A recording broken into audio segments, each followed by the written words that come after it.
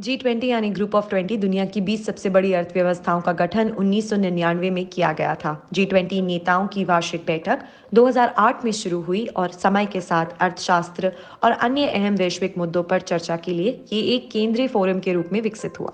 G20 दुनिया की कुछ सबसे बड़ी अर्थव्यवस्थाएं Argentina, Australia, Brazil, Canada, China, France, Germany, India, Indonesia, Italy, Japan, Republic of Korea, Mexico, Russia, Saudi Arabia, South Africa, Turkey, UK, USA एवं European Union इसके सदस्य हैं।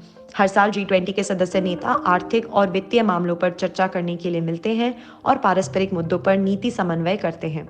उदाहरण के लिए 2009 के G20 सम्मेलन में गुप्त ईरानी न्यूक्लियर प्लांट पर चर्चा की गई और 2017 के G20 सम्मेलन में सीरिया में पार्शियल सीज फायर कैसे प्रशासित करे पर चर्चा की। G20 मुख्यालय, कार्यालयों एवं कर्मचारियों की कोई स्थायी संस्था नहीं है। इसका नेतृत्व इसके सदस्यों के बीच सालाना बदलता है। G20 के सदस्य कुल मिला के ग्लोबल इकोनॉमिक आउटपुट का लगभग 80%, वैश्विक निर्यात का लगभग 75% और दुनिया की जनसंख्या का लगभग 60% हिस्सा बनाते हैं। शुरू में G20 मुख्य रूप से मैक्रो इकोनॉमिक नीति पर काम करता था, लेकिन समय के साथ मुद्दों के दायरे का विस्तार किया है। अर्जेंटीना में 2018 सम्मेलन निष्पक्ष और सस्टेनेबल डेवलपमेंट पर केंद्रित था। जैसे चीन के हांगझाओ में 2016 के सम्मेलन में अमेरिकी राष्ट्रपति बराक ओबामा और चाइना के राष्ट्रपति शी जिनपिंग ने औपचारिक रूप से क्लाइमेट पर पेरिस समझौते में अपने देशों के शामिल होने की घोषणा की थी।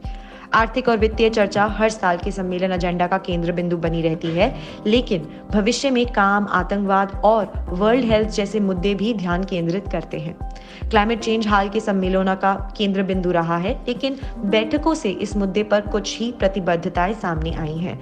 हालांकि 2021 के रोम G20 सम्मेलन में मीथेन गैस के एमिशन को रोकने और बाहरी देशों के कोल पावर प्लांट्स के पब्लिक फाइनेंसिंग को समाप्त करने पर सदस्य देशों में सहमति हुई, परंतु घरेलू स्तर पर कोयले के उपयोग को सीमित करने का उल्लेख कहीं नहीं हुआ। 2022 की सभा में इंडोनेशिया ने कोल पावर प्लांट्स के चरणबद्ध समाप्ति पर सहमति जताई, बशर्ते उन्हें यूएस जैसे विकसित देशों से $20 बिलियन फाइनेंसिंग मिले।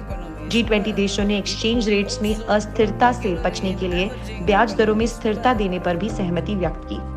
2022 मेजबान के रूप में इंडोनेशिया ने कोविड महामारी के बाद का आर्थिक माहौल मद्देनजर रखते हुए व्यापक आर्थिक नीति के 3 स्तंभों का एजेंडा तैयार किया, जिसमें global health architecture, digital transformation और सस्टेनेबल एनर्जी ट्रांजिशन शामिल थे।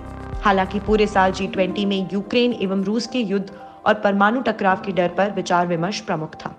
G20 प्रेसिडेंसी के अंतर्गत 1 वर्ष के लिए G20 एजेंडा और बैठक की मेजबानी शामिल है। G20 में 2 समांतर ट्रैक चलते हैं, फाइनेंस ट्रैक और शेरपा ट्रैक। वित्त मंत्री और केंद्रीय बैंक के गवर्नर वित्त ट्रैक का नेतृत्व करते हैं, जबकि शेरपा ट्रैक का नेतृत्व शेरपाओं द्वारा किया जाता है। इसके अलावा G20 देशों के एंगेजमेंट ग्रुप्स में सिविल सोसाइटीज, सांसद, थिंक टैंक्स, महिलाएं, युवा, श्रम, व्यवसाय और शोधकर्ता जैसे प्रतिनिधि भी शामिल हैं।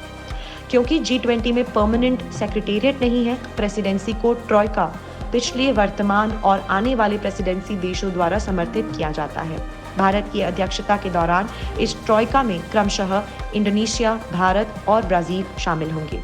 अध्यक्ष राष्ट्र के रूप में भारत 2023 में 18वें G20 राष्ट्राध्यक्षों और सरकार सम्मेलन की मेजबानी कर रहा है। दिसंबर 2022 और फरवरी 2023 के बीच बैठकों के संभावित 22 मेजबान शहर शामिल हैं। भारत वसुधैव कुटुंबकम के अपने दर्शन और लाइफ के थीम और कार्यक्रम प्रदर्शित करने की योजना बना रहा है।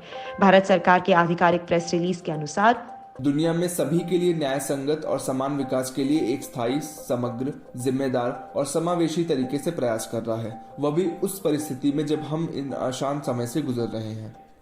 भारत की प्राथमिकताओं में शामिल हैं green development, climate finance and lifestyle for environment, accelerated inclusive and resilient growth, accelerating progress on sustainable development goals, technological transformation and digital public infrastructure, multilateral institutions for the 21st century और women-led development। ऐसी नीति चर्चाओं के बारे में अधिक जानने के लिए विजिट करें azadi.me।